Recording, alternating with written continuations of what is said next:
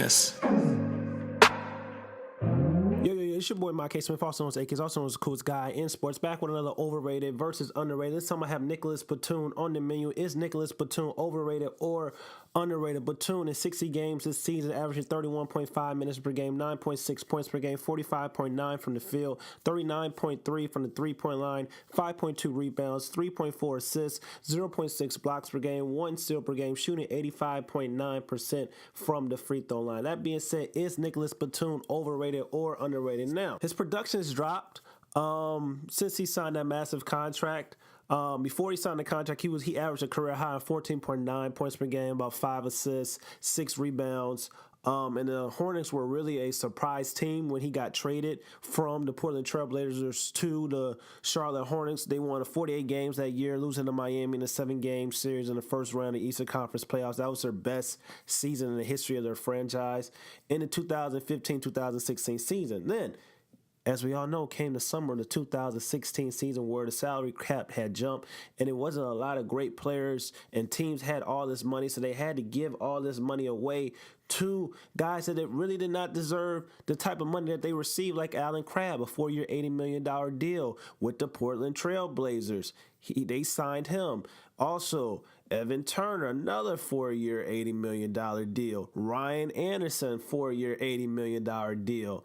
And then you had Nicolas Batum, who also benefit for the outcome of the 2016 season, signed a 5-year, $120 million deal with the Charlotte Hornets. Now, the first year he signed his contract, he had the best season in his NBA career. He averaged 15, 6, and 6. Batum's ability to pass, score, play inside, outside, play defense, which was a main reason why the Charlotte Hornets wanted him to re-sign and return with the Charlotte Hornets. But those numbers don't really scream second star. Those numbers are a Draymond Green type of player on a fridge, borderline, I may make the playoffs, I may not make the playoffs type of team. And you know what happened next? The following year, his numbers dropped. His points dropped to 11. His rebounds dropped to 5. His assists dropped below 5. Then this year, we look at his numbers, they dropped even more. Rebounds only 5. Assists only 3 now.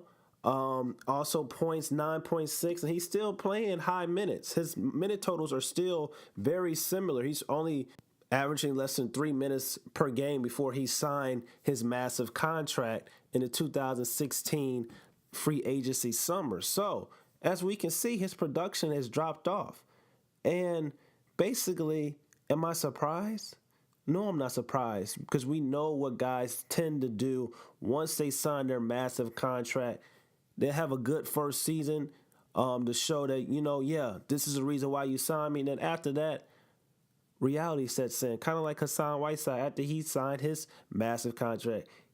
Before he signed his contract, he was really good. The season after, he showed promise, like, okay, I'm glad the Miami Heat organization's like, I'm glad we signed Hassan Whiteside to this massive contract. It seems like he's going to benefit us from the future. No. His numbers have dropped the following 2 years after that massive contract that he signed. So, and this is what happened. Like I said, I'm not surprised. It happens to guys who aren't that good or kind of, they fool you to believe that they are more than what they really are. 7 seasons in Portland with LaMarcus Aldridge and Wesley Matthews and Dame.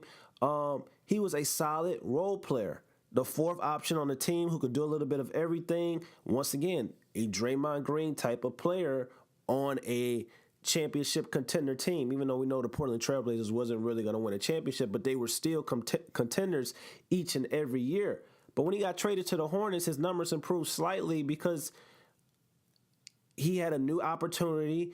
The offense was basically giving him a chance to become the second focal point of their situation because they didn't really have a go-to guy other than Kemba Walker. So his numbers improved, which allowed him to sign a massive contract in the following offseason. And I didn't know why the Charlotte Hornets didn't look at his history. I guess they was looking at what he was doing on the court, but sometimes you have to look at a player's career numbers and to see base his potential off of that. You can't just base his potential off of him having one great season his best season with you as a member of your franchise. They really shot themselves in the foot because all his years with the Portland Trailblazers, not once did it seem like he was going to develop and become this Kawhi Leonard type of player. He is what he is, and it just shows you that these teams, bad teams, always make these wrong choices. That's what separates the good teams from the bad teams. That's why you have Kemba Walker, who is making half a year of what Nicolas Batum is making. Nicolas Batum is their most paid player in the franchise. He's making $25 million a year. Kemba Walker's making like 12.5. And that's why if I'm Kemba Walker, I'm really considering leaving the Charlotte Hornets because the Charlotte Hornets make terrible decisions like the one they made with Nicolas Batum. So you have to ask yourself, his contract is overrated. Does that make him overrated? Most people say if you look at his numbers, no, he's not overrated because, it's room to improve. But if you look over his entire career and based on what he's averaging now, then yes, he's definitely overrated because he's fallen off. He's had a drop off. His production has dropped. So yes, I think Nicolas Batum is overrated, and I think he's basically declining. And I don't really see any upside with Nicolas Batum in the future unless he leaves the Charlotte Hornets and maybe go play for a championship caliber team that can kind of use his expertise, use his two-way ability.